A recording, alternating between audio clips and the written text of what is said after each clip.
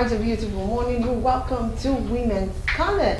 Of course, it's a Friday, and usually it's thank God it's Friday. I'm excited to be here as usual. And of course, today we're talking about health. It's a bit serious, but we're going to try to make it a bit so because it's Friday. But, like we always say, whenever you want to drink, you must know that you do not drink and drive, even though it's a Friday. My name is Rose Blossom, and you're welcome to the show. I'm so excited to be here. Remember that we're live on Galaxy TV News on our YouTube channels, and we have all the Galaxy TV channels, which we have Galaxy TV News, Galaxy TV Comedy on our YouTube. You can like, subscribe, and share. Also, we have all the platforms, social media platforms at Galaxy TV on Facebook and on Instagram. Also, you can watch all of our live programs live right from our app, which is Galaxy Television app. So to get the app, you can go through Google Play Store or Apple Play Store. Just type in Galaxy Television, download the app, and watch us live.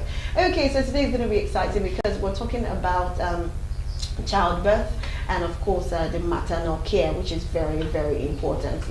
Most times you see me talk about childbirth and maternal care is because it cannot be overrated. Sometimes we don't talk enough about it. A lot of mothers are struggling to overcome the childbirth, the after effects of childbearing. Some are even still looking for children, while some are pregnant and they're like before and after how they look. But anyways, we have a professional who will be talking about that with us today. I'm excited to bring her on board. But before we go for that, let's quickly go for our first tip, which is to improve and of course pregnancy chances. For those who want to get pregnant, there's some certain lifestyle you have to drop, which is very, very important. So let's quickly check this tip, and when we come back, I will introduce my guest, and of course we get talking to educate ourselves. We'll be right back. Stay with us.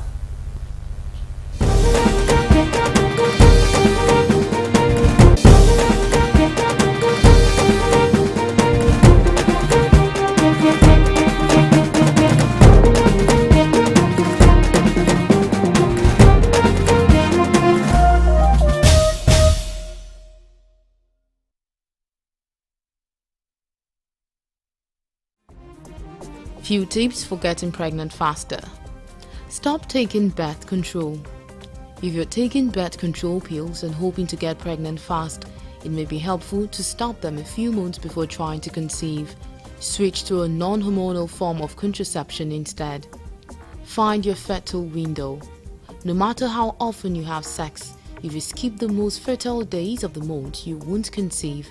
The biggest mistake any patient make is not knowing exactly when they ovulate. Have sex before you ovulate. If you want to get pregnant fast, it's important to know that having sex before you ovulate boosts the chances that there will be sperm around to greet the eggs once it leaves the ovary. Sperm can survive in your reproductive tract for up to 5 days under the right conditions, but an egg only lasts for 12 to 24 hours after it is released. Try some recommended positions. Maintain a healthy lifestyle. If you're wondering how to increase your chances of getting pregnant, self-care can go a long way. It is no secret that your body goes through some major changes and challenges during pregnancy and delivery. So be sure to start your pregnancy journey in tip-top shape by taking important steps towards living a healthy lifestyle. Scheduling a preconception checkup is an important step in your trying to conceive journey. Your OB/GYN can talk to you about your overall health and suggest any necessary lifestyle changes to help you get pregnant fast. Be sure to discuss any pre-existing conditions that might affect your pregnancy and medications you are currently taking. You can also explore your family history to decide if genetic screening is advisable. Eat healthy food. There isn't one miracle food that you need to be eating to conceive. They are loaded. Eat a variety of vegetables, fruit, complex carbohydrates, and lean proteins. Aim for at least 3 cups of vegetables a day and try to include protein with every meal. Eating a variety of colorful fruit and veggies will infuse your diet with antioxidants and nutrients. And don't skip your green leafy with the folate and iron you need now more than ever.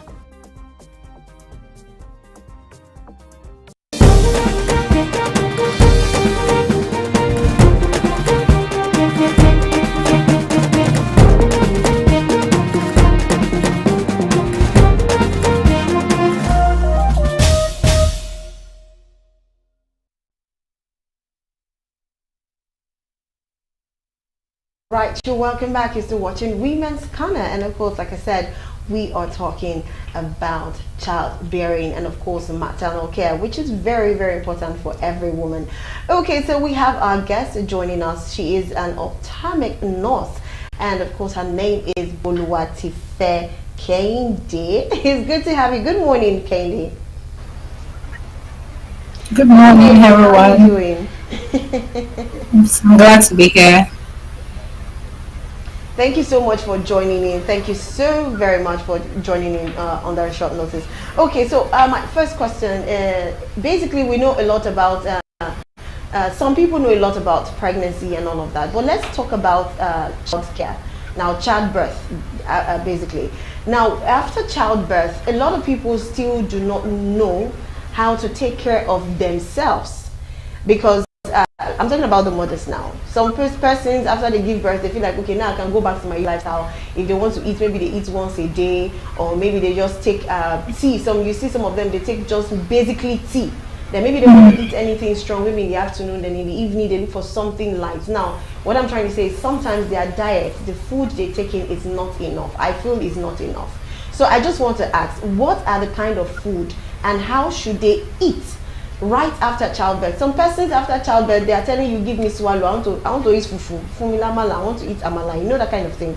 But basically they will tell you you're supposed to take pepper soup, you're supposed to take pap, you're supposed to take yam pea soup and all of that. With your own professionalism, please can you tell us exactly the kind of food every mother should eat right after childbirth, and how should they eat it, and for how long should they eat before they go back into their solid meal so that the child can be healthy? Okay, thank you for that. I'll go by saying, let me just give a quick overview about the maternal health and the child's health. I'll go by saying the maternal health has to do with the physical, the psychological, the social, the emotional part, the general well-being of the mother. And it translates from before pregnancy, during pregnancy, and afterwards. The same is applicable for the child. When you're taking care of the mother in pregnancy, you also focus on the child. I mean, because you also want to have an healthy baby after delivery. So for the diet now, well, I think in terms of the tribe, we have funny cultural, I don't want to say cultural differences, or what do I call it? Some tribe would say, oh, after childbirth, you look for something heavy, you look for, some would say you do hot thing so that, you flush up. I'm just going to say that pregnancy did not just happen in a day. It's a whole journey. It took about 9 months. So we don't expect things to just unravel within a twinkle of an eye. It's a process. So I advise that you take things gently. It depends on how the delivery, it's done. Let's say, for instance, you had your child through the vaginal delivery. Yeah, you can start eating almost immediately, and then of course we encourage that you start with something very light. Preferably depends on what the mother wants. Maybe it could even be swallow, but you just don't have to rush it. The food is not going anywhere. You're back to your normal self now. The baby is healthy. You are there too. You're doing fine. So there's going to be a process. And then if it is the other way around, which is through the cesarean section, of course you might not get to eat. Most of the time you don't eat immediately. It's going to take a while. And then when you start eating, we start with graded oral soup like that before you continue. We would let you know as a medical practitioner, especially when you have your child or your children in a health facility well equipped with skilled workers. These things are processed. And then going back to your meal generally now, after childbirth, is expected that you're encouraged to eat healthy. This is not the time you now go back to maybe taking your junks for, those that enjoy taking, let's say, carbonated drinks and the like. Yeah, we are not saying that we should leave that lifestyle completely, for those that enjoy that part. But for now, please do more vegetables, do more of protein. You want your baby looking healthy, because at that time we also encourage that you do exclusive breastfeeding at least for the first 6 months of this baby's life. So as a mother, you need to eat healthy, you need to eat fine. For me, I would advise that you go for the 6 classes of food in right proportion and enough water and adequate vegetables. We do a whole lot of magic. Yeah. Thank you very, very much. Now, that's very important. The whole classes of food and the right proportion. Okay, so that means you would not subscribe to this Yeah, absolutely. after childbirth, always going for the heavy meal, right? You're supposed to go for something usually very light. And why do they actually tell mothers to take those kind of food and not the very solid type of food? We need to know what is the clause behind that. What's the reason for that?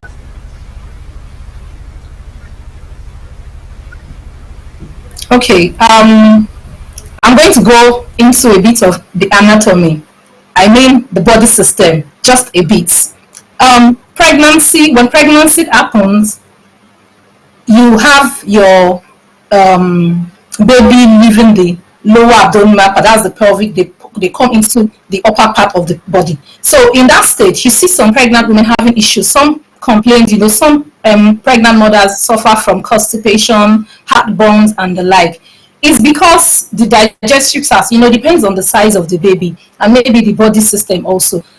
The weight of the baby tends to compress some of this digestive system.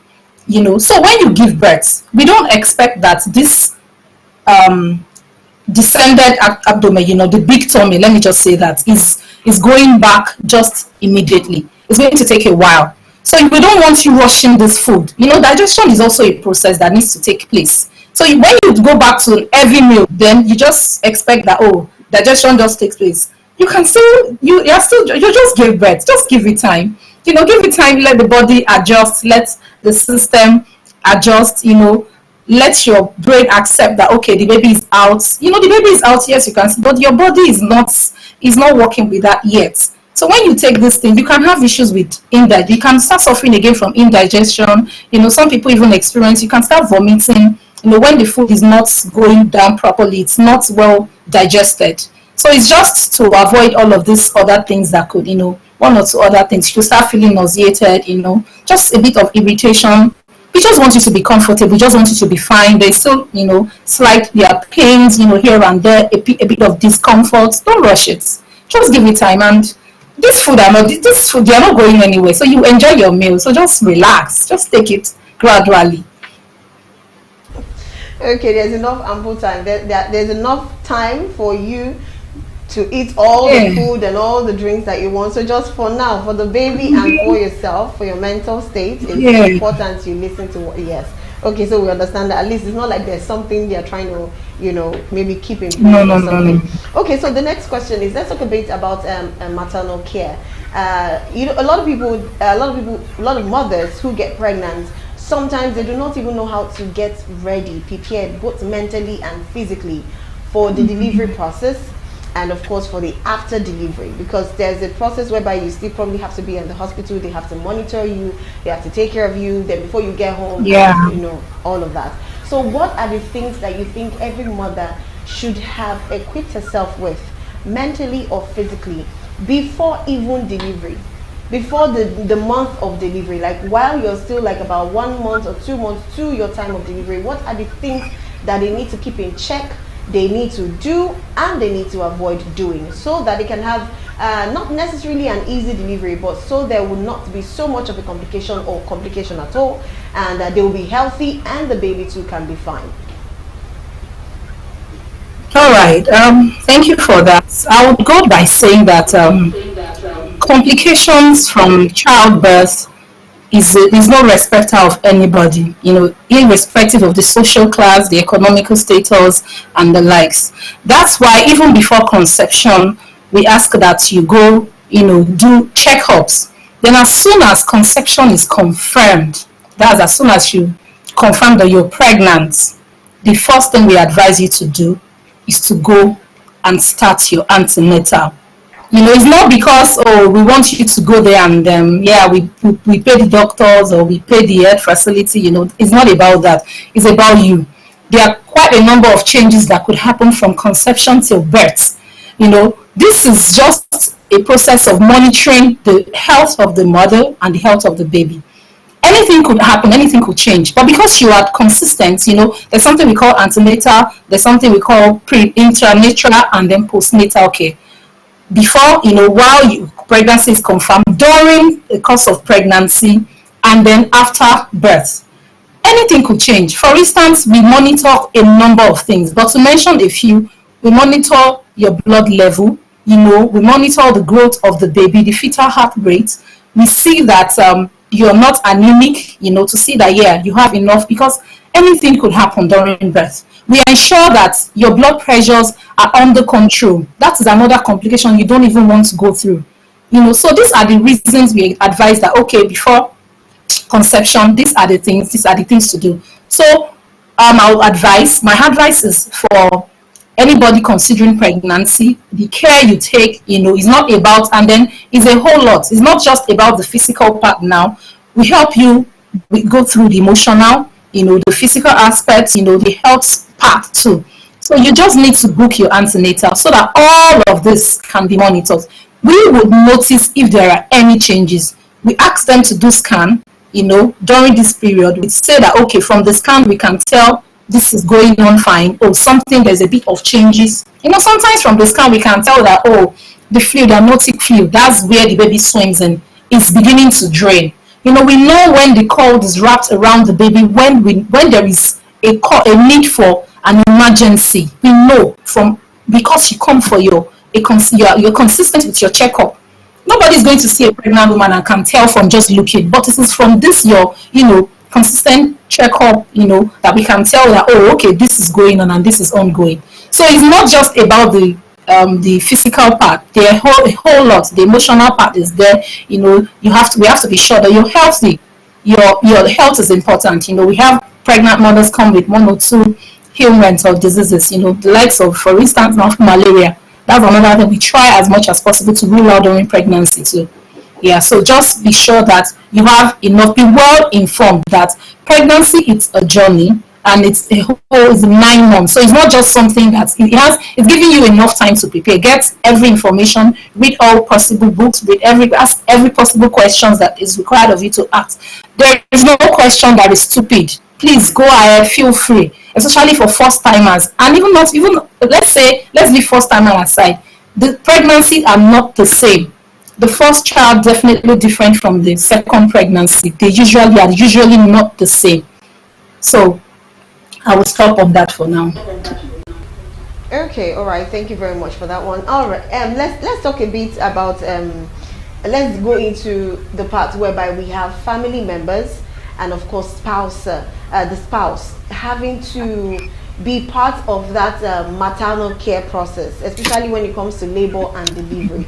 Now, I feel like some family members do not understand or do not even know the role they are supposed to play in the life of, maybe their sibling who is pregnant and about to get to deliver, or after delivery, or sometimes even the spouse. You see some spouse who will not even understand when it comes to intimacy. Some of them still believe it should still be like that. Some still believe that, okay, the wife should still cook because I love my wife cooking and it has to be my wife cooking. But anyway, that's like the list of the worries. Now, what role do you think spouses should play and family members should play in the role of maternal care and also in childbirth?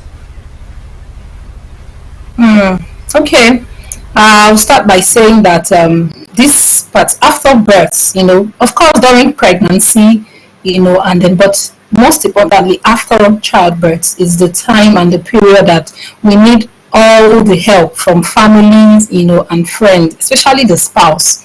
There's a lot of changes. This is you've just brought out another human being to the world. So a lot is going to need adjustments, from the type of food you eat, from the way you sleep, from the environment you stay, and the likes. So we need every possible help. For instance, the husband or the father of the child, we expect that you give all the supports, not just the physical. There are some men that are dead and they say, oh, I've paid the hospital bills, I've provided food at home, there's light. It's not about that. It's more. Yeah. Sorry? Go ahead, I'm listening to you. Hello? Okay, so it's not just about that. Yes, that's important, we appreciate that, but we actually need the emotional part is there. This baby cry like every second. They don't sleep during the night. So the first few months of life, that's their own daytime. Their nights is their daytime. So your own daytime is their night. They sleep during the day, and the nights when you also need to rest, that's when they wake up. So it's draining. I've had to live with pregnant nursing mothers. I've had to stay with them. I've had to stay with my sister. It wasn't a simple job. So you need all the help. You need all the emotional support. For those that can have their mothers or their mother-in-law or their sister-in-law or whoever that can be of assistance, yes, please let them take all the help, the physical, the emotional. We don't expect that, and this is not fair on the families, asking that, oh, because she's just seated there, she just gave birth. Please give her time. Don't expect that she jumps into the kitchen, and start putting yam. Do you understand? A whole lot has just happened. Her body has just experienced a lot of changes. So just give her time. She's going to go back to her usual life. But all of this is a gradual process. It took the baby to come out. It took 9 good months. At least give her, if you cannot, give her another 9 months to see if she's not going to be better off too. You understand? So we're going to go for a tip right now. Thank you so much. I love your responses. I still have more questions coming up. Of course, we have some live questions which have been there before, because we'll keep talking about maternal health, postpartum depression, and all of it. It just has to do with mothers. But of course, we still have Kehinde with us. But let's quickly go for another tip, and this one is definitely for pregnant people. But this is another way you can get pregnant, improve your pregnancy chances, even though you have fibroid. But we do it for you to have fibroid. If you have one, you know the right thing to do. Speak to your health professional or practitioner and do what is right. But this is just to improve your chances, even though you are living with fibroid. So let's quickly take this tip, and we'll be right back to the studio to continue talking about maternal care and childbirth with Kehinde Boluwatife. Stay with us. We'll be right back.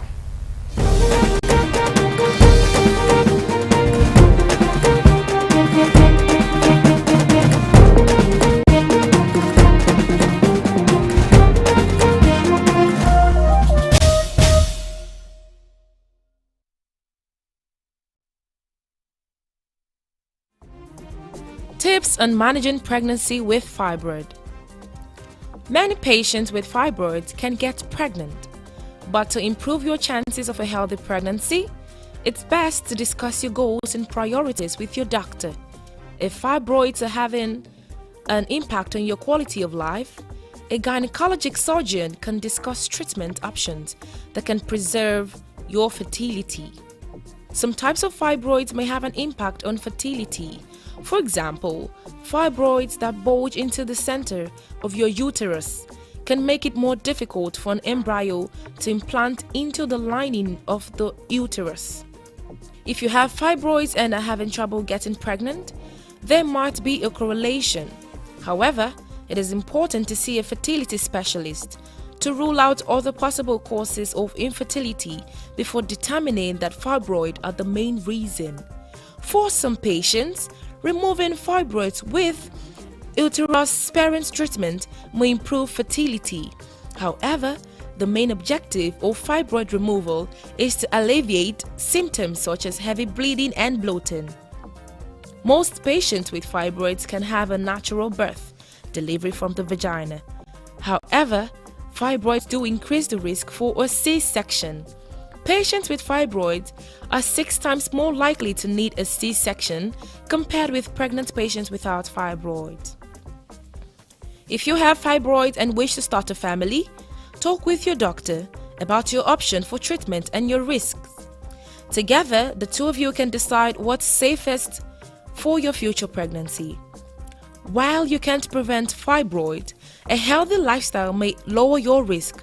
Likewise, a healthy lifestyle, which includes maintaining a healthy weight, and this would also lower your risk for fertility issues and high-risk pregnancies.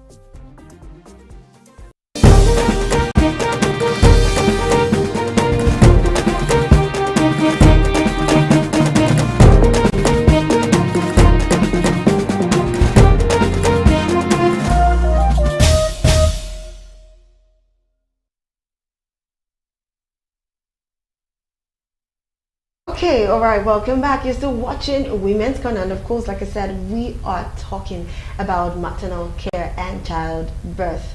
childcare too also involved. And yes, we'll be talking with Boluwat Vekende, and she'll be dishing us great ample advice. Now, from your time, I want to ask now, let's talk about you professionally, from the things you've done. Now, from your time of experiences for even childbearing, maternal care, dealing with families, dealing with patients, dealing with even the spouse, which of the experience is the most, how will I say it, most, I will not say unfortunate, but almost unfortunate, but somehow because of your professionalism and the part of where you talking to either the mother, the father, or the family member, things were able to be sorted. Maybe the child was, being born and was eventually healthy, or the husband was now in support. One very amazing story, which of course at the end of the day, everyone, both the father, the mother, and the family, and even the hospital, because trust me, when there is one shaky in the hospital, and eventually everything becomes successful, the whole hospital gets to celebrate.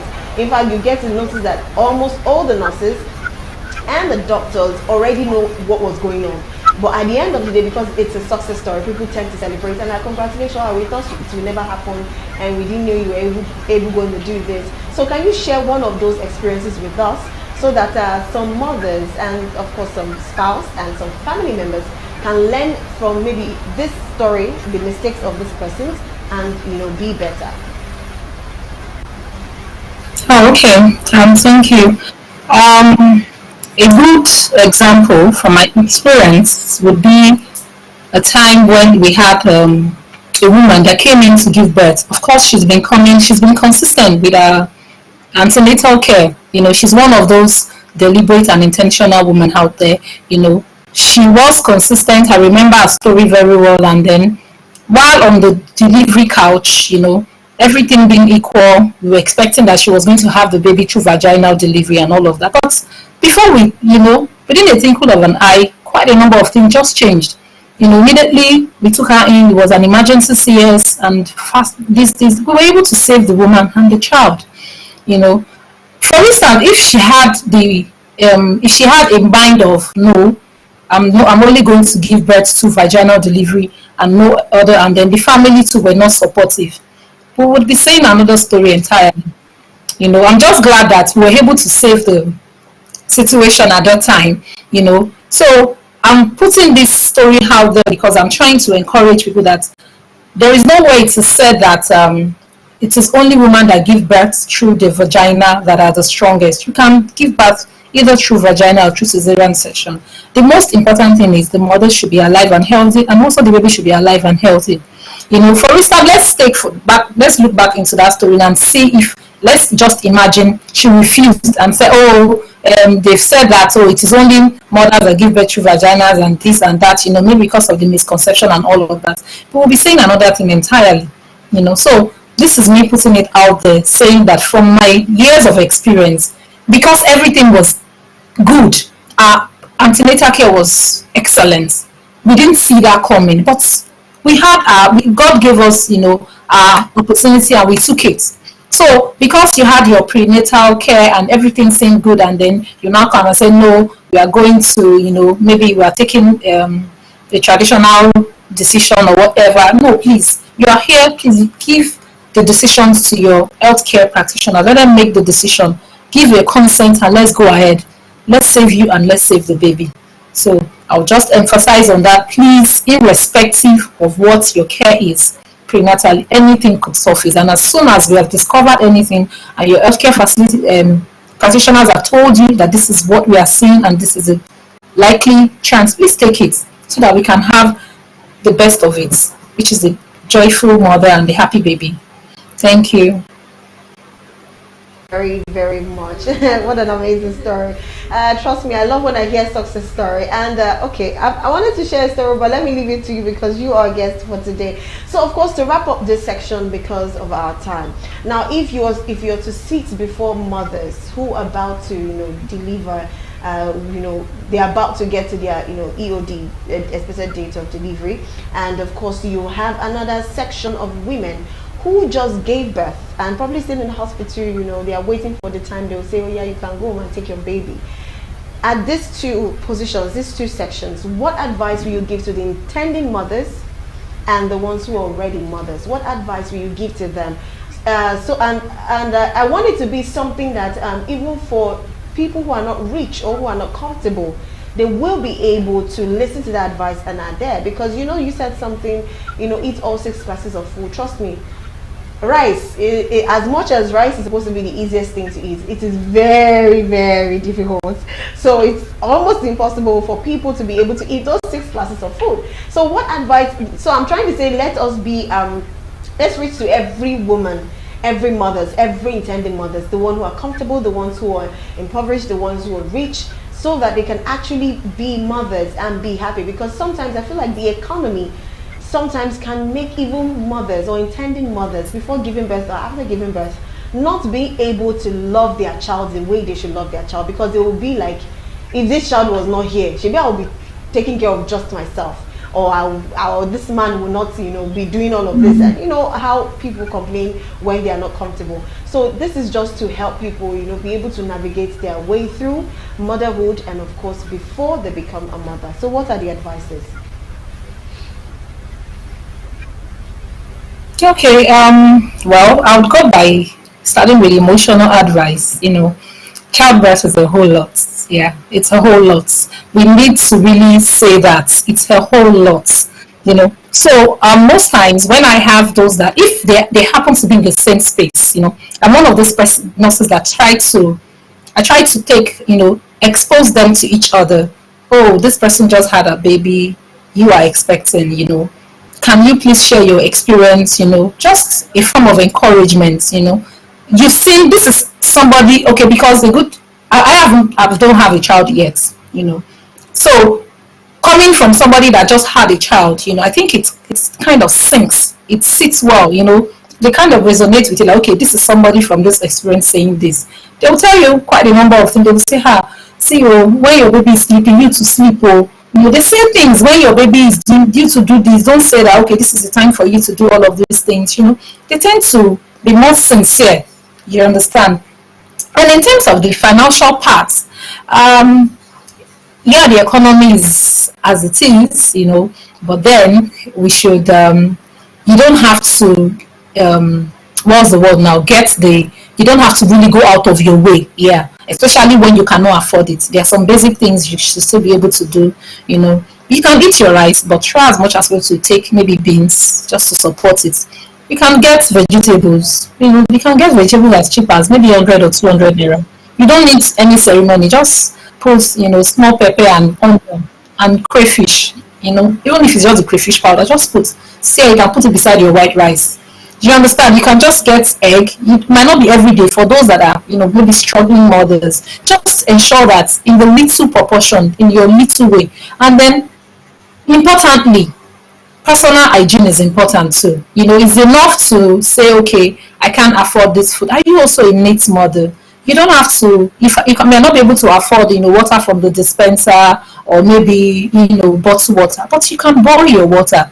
You have access to, clean water. Boil them. When it's cooled down, please go ahead. You drink it, keep it in a clean environment, and make sure that the container you're reserving is clean. You want to reserve the water, it's a very clean one. Then you're good to go. Do you understand? So it's really not about the expensive life out there also. You might not be able to afford, the clothes from the boutique or the likes. They sell the fairly used one, and they are still fine. Please get them, even if it is 1 or 2. You might not be able to afford a diaper, maybe as much as somebody that is doing well. Even if it is once in a while for special occasion, get a diaper. But when the baby is at home, please, you can use a nappy. The way they still wash, some people still do it. And if you are neat about it, your baby is not going to have any rashes. Just be neat. Once you see that it's nappy sore, please take it out, clean the baby, and the likes. So it's just about being intentional. It's about being deliberate, having your information and putting them into use, the way, it's going to work and help you achieve the optimum goal.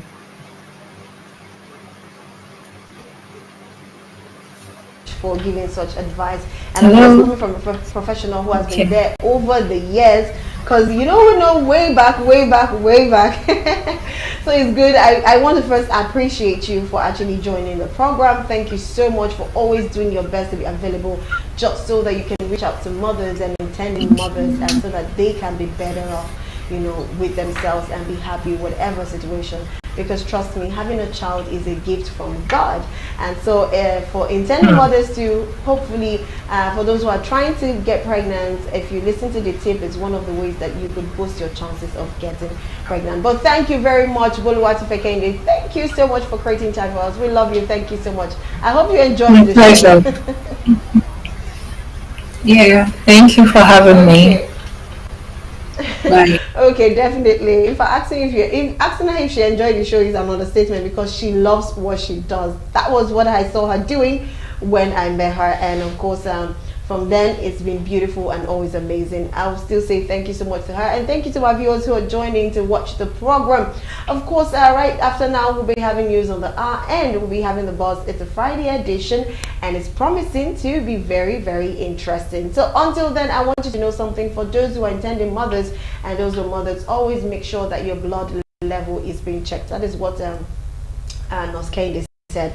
Your blood level is being, for those who are still pregnant, about to be mothers, always make sure that your fetal heartbeat is being checked. She said it is very important. As you're checking your blood pressure, your heartbeat, your pulse, make sure you're also checking the child's own. Make sure it is in great condition. If you have those two leveled up and normal, trust me, you have a healthy baby and you have a healthy mother. Okay, we've come to the end of the program. I'll see you pretty soon again on your